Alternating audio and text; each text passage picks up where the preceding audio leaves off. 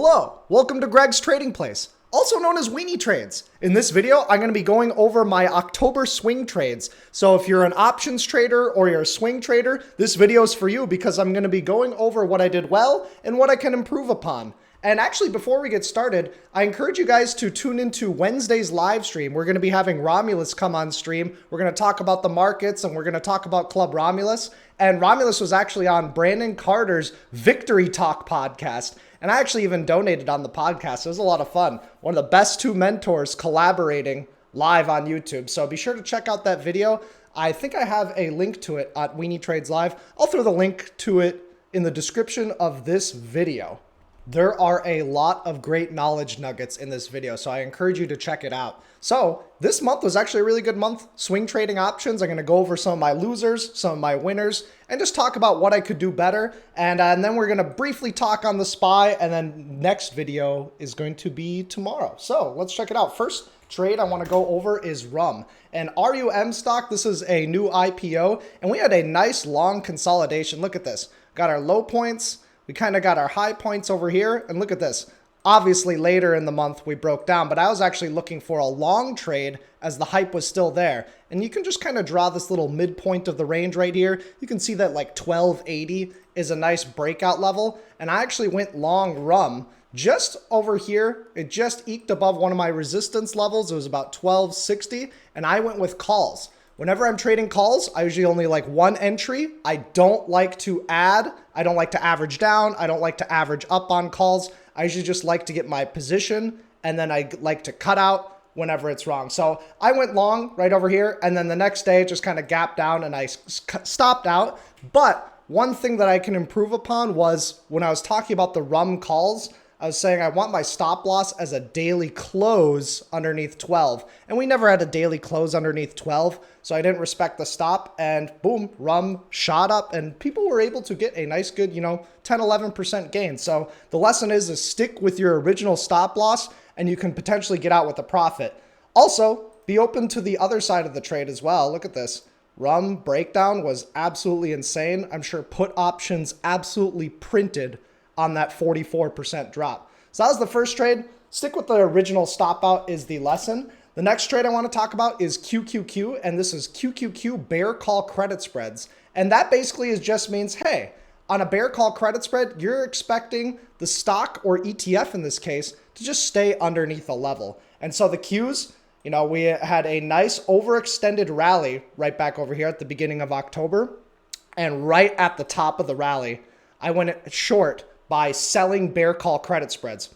Now, I like selling calls on the front side of the move. So when a stock or ETF is pushing up, this is a great time to sell calls. I did this earlier in September as well, selling calls. And then guess what? Any red candle when you're selling calls just pays you instantly. It's just boom, money.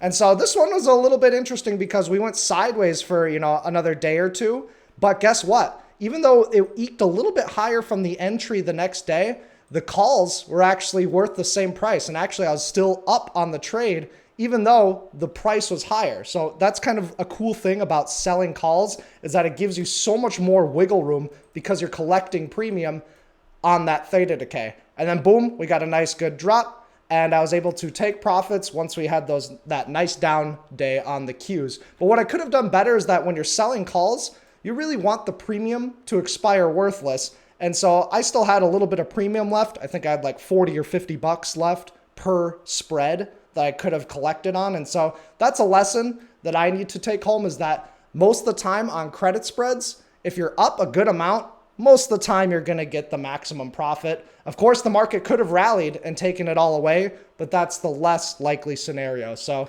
the lesson on the bear call credit spreads is hold a little bit longer, but I did a great job selling a bear call credit spread on the front side of the move. So that was on QQQ. And similar thing with XLC. And why was I going short the XLC? It was one of the weaker sectors. XLC has a bunch of, crap stocks in it, like Meta. It's got what, like Snapchat?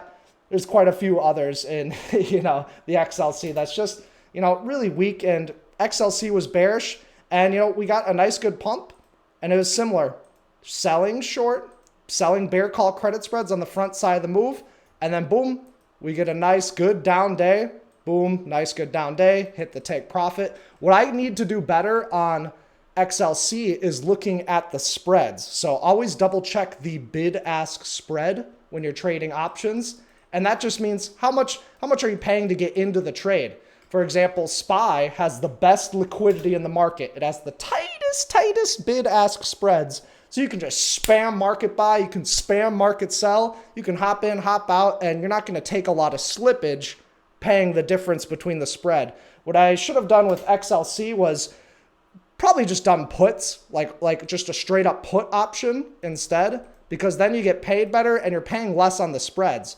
Because remember, there's the bid-ask spreads and then there's the spreads on the options. Pretty interesting, right? Basically, I was selling 50.5 strike calls, but then I was buying the 51.5 call. So +1 on that, -1 on that. So I'm selling an option, I'm buying an option. So I'm paying a bid-ask spread on both. So there's the bid-ask on that one, and then there's a bid-ask on that one. So it kind of it was costly to take this trade, but if I just would have gotten a put option, not only would have it paid more, but it would have cost me less in terms of the entry and the exit. So that was an interesting lesson on XLC. SPY, this one was a really cool one because one day we just went absolutely dead sideways this week. And this was actually on Monday. And this is super cool because I had sold an iron condor right in this range. So selling 369 calls and then selling 365 puts when we stayed right in the middle of this range. And it was super cool because I sold it this day. So I was basically, whenever we have an expansion of volatility, I'm expecting a contraction of volatility. So whenever you see big moves, think, we're probably going to have smaller moves later because we've already had the big move. Of course, we can have another big move without having the small move, but it's just the most likely scenario. That's all we're doing when we're trading options and when we're trading in general is just ask ourselves, what's the most likely scenario?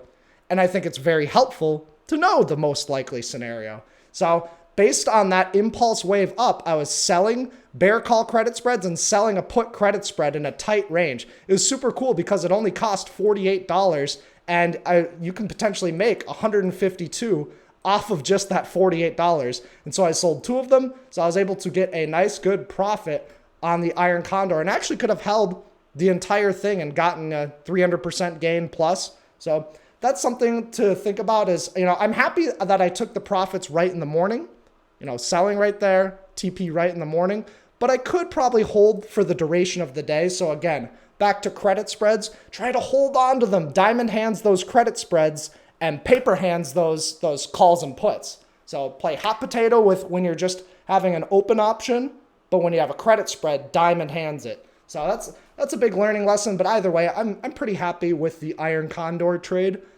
Try to get more creative. There's a lot of ways to profit in the market. It doesn't have to just be straight up or straight down. Just like, this last Friday, calls printed, and I was able to catch some calls in my swing accounts and in my personal accounts. So those paid really well because we were squeezing, and we'll talk a little bit more about the SPY in a bit. But all of these trades are actually Weenie Trades trade alerts. So, they did pretty well, 17 trades total this month, 3 losers, 14 winners, 82% accuracy. Largest win is double the size of the largest loss. Not too shabby. There's a lot of testimonials, a lot of people really interested in Weenie Trades trade alerts. They're very happy with it. So don't ask me what about Weenie Trades trade alerts. Ask them. Of course, you can ask me, though. You can send me a DM. And for the month of October, we have the $1,000 plan for 6 months. So that gives you 1 month free of Weenie Trades trade alerts. That's included. Send me a DM if you're interested in that. That also comes with the Weenie Bundle, which is access to the Weenie Academy, which is a whole extra service. So lots of exciting stuff in terms of trade alert land. And also next week, we have earnings. A lot of earnings coming on up, and I'm going to be breaking them down. I'm going to be talking about different option trades that we can take. I have a real good edge trading earnings, so I'm super excited for this week. It's going to be awesome. And is every play going to play out? Probably not, but I'm going to try and go for 100% accuracy. So there's going to be a lot of stocks reporting. We got Google, we got Intel, we got Meta, we got some other stocks as well. So be sure to tune in to the next video for that. Thanks for tuning in. Let me know if you have any questions. Peace.